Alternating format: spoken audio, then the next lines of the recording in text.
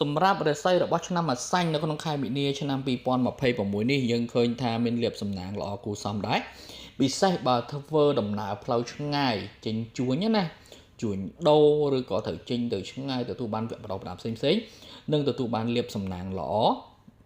អ្វីដែលត្រូវធ្វើបន្ថែមនៅក្នុងខែនេះមកសាញ់បាទសង្ងំវឹកហាត់វិជាគុណបង្កើនជំនាញបាទរបស់ខ្លួនឲ្យកាន់តែប៉កែកាន់តែ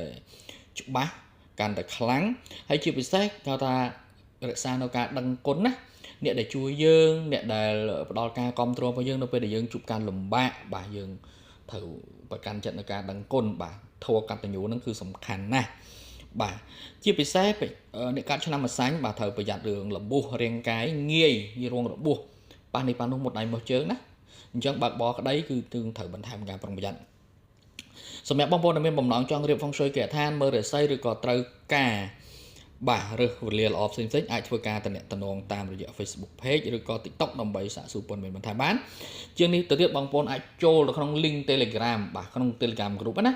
ដែលមាន link នៅក្រោម profile picture profile រូបភាពរបស់ Facebook ឬក៏ TikTok ដើម្បីទទួលបានព័ត៌មានល្អៗទាក់ទងជាមួយនឹងហ្វុងស៊ុយប្រចាំថ្ងៃបាទសូមអរគុណ